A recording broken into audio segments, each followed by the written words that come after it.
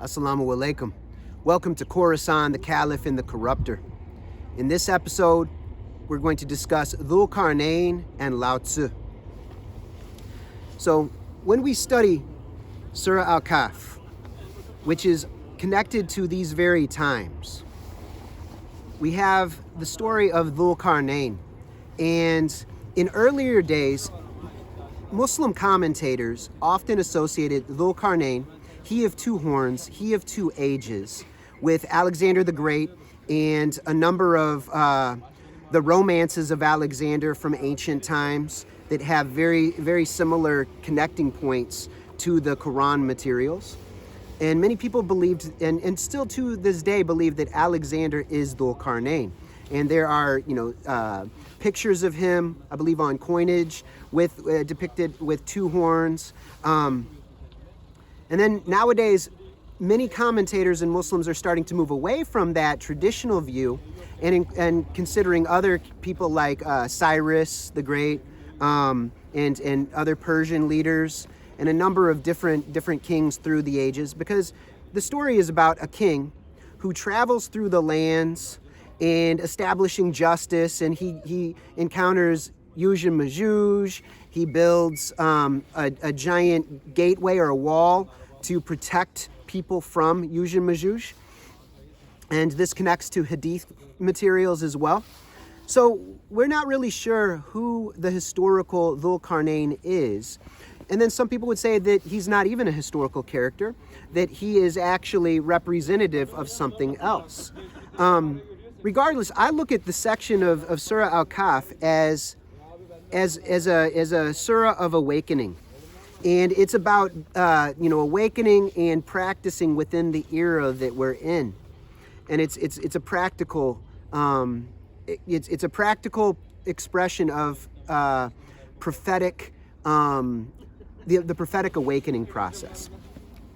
So when I was giving some thought to this, when I was doing a lot of retreats earlier last year.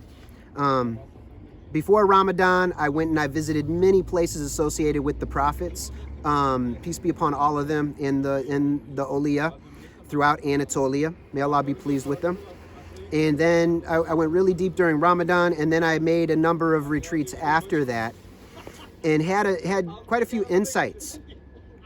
So when I was thinking about the text about Dhul Qarnayn, because I had never been familiar with Dhul Qarnayn until I started reading the Quran years ago, and then even then it wasn't of particular practical importance for me to understand its applicability, because I was just going through all the translations, familiarizing myself with Quranic material and soaking in it and absorbing it as best I could. So Dhul Qarnayn, who is he? He of two horns. So I had this insight, I don't believe that there is a single the reading of scriptures. I believe we should read holistically, utilizing a complete toolkit to read comprehensively from many different angles in order to derive meaning from it that we can apply, that's practical and useful and beneficial to us personally and individually, as well as collectively. So when we think of two horns, the first person, from a comparative religionist perspective, the person who jumps into my mind is Lao Tzu. And this might sound very strange to you. Who is Lao Tzu? Lao Tzu is considered to be, he's linked to the Taoist tradition from China.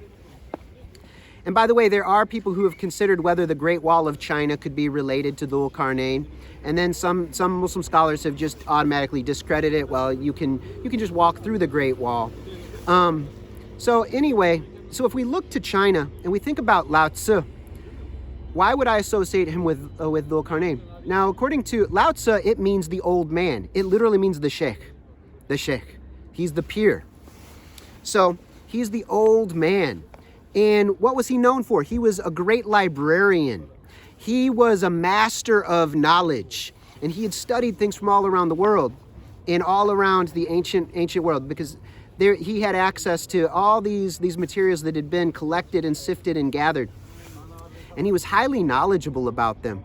So much so that when he decided that he wanted to retire and just flow and be in harmony with the way, he'd already attained enlightenment to a certain extent. And so he decided to travel to the edges of China and then go to the west and see what was out west. Now, he's a sage. He is an enlightened master, so to speak. He's very knowledgeable. It's arguable, we could actually potentially view him as one of the prophets. He's certainly a wali.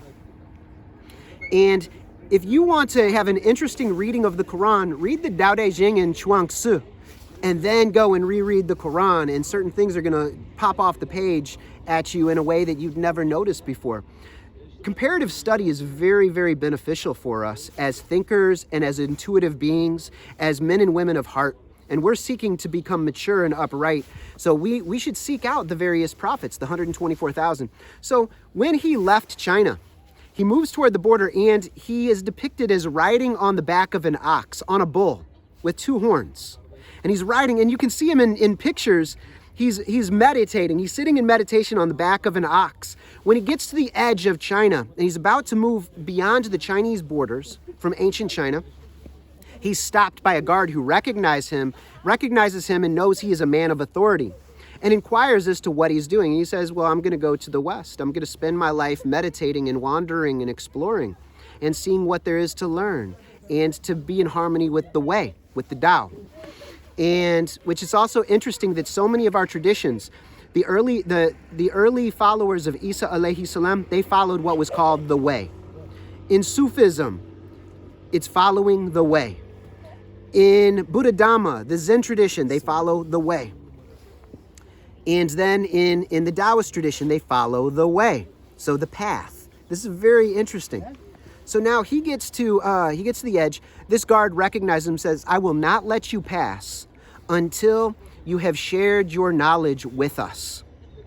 And so he's going to, he has Lao Tzu sit down and write down what he knows. And spontaneously, Lao Tzu is able to write the entire Tao Te Ching just spontaneously. It just flows out of him. And this is a brilliant book. And it is the inheritance, not just of the Chinese people, but of all humanity. It is one of the great pieces of literature and pieces of scripture. It's very, very beneficial. And it's something to sit with and meditate. And actually, a lot of what we call Zen has roots within the Tao Te Ching and within the Taoist tradition. Taoism, we have philosophical Taoism and then religious Taoism. Religious Taoism is more like almost like Buddhist Tantra, similar to that, whereas philosophical Taoism is very compatible with Islam. It's very similar to Sufism in a number of respects and has many connecting points. And there was an excellent book, I believe it's called The Tao of Islam, by William Chittick and his wife, I believe. Unfortunately, I can't remember her name right off top, but much respect to them, but they noticed this. So anyway, he wrote down the book, and then he left through the gates riding on the back of his 2-horned oxen, of his bull, and went to the west. Later, when Buddhism enters into China about 2,000 years ago, the early translations of Buddhist texts as they trickled into China were written using Taoist terminology. That was how they connected, and so that's part of why Zen is so Taoist, which was called Chan actually in China and became Zen when it got to Japan. This is very fascinating. So he rides to the west, and the Chinese people, they believed that the Buddha, so Lao Tzu had rode to the west, he went to India, and then he attained enlightenment and became the Buddha and came back to China. So this was one of the stories that circulated around China in ancient times. But the whole point is that he was traveling to the west, and he was moving around. We don't know what happened to him. We don't, many scholars, they don't believe he's a historical character. They believe that the Tao Te Ching might be a compilation of ancient wisdom literature from the Chinese people. It's brilliant regardless, and has many connecting points to the broader prophetic tradition. And like I said, there's a strong possibility that he is among the prophets. Perhaps he and Chuang Tzu are prophets. Perhaps they are both walis. But they're both worth studying and looking into. So I'm not saying that Dhul Qarnayn is, in fact, Lao Tzu. But it's possible because a king who goes to the East, he's very knowledgeable about technologies, all these different various things. He's a meditation master. He is, there are many different legends about his capabilities. He could communicate with people in various ways, as many mystic masters can, as they move into enlightenment realms. So, and also when you're in an enlightened state, you are a caliph of the earth, not necessarily a king, but that might be how some people, an enlightened being would carry themselves with an air of authority and dignity and integrity as an upright man with confidence. So they would give the air of a king, and perhaps he would have disciples amongst him at different points, or beings, among the righteous jinn, among the malaika, that might have accompanied him at different points. But he could be a king in the earth all by himself. So this is something to consider.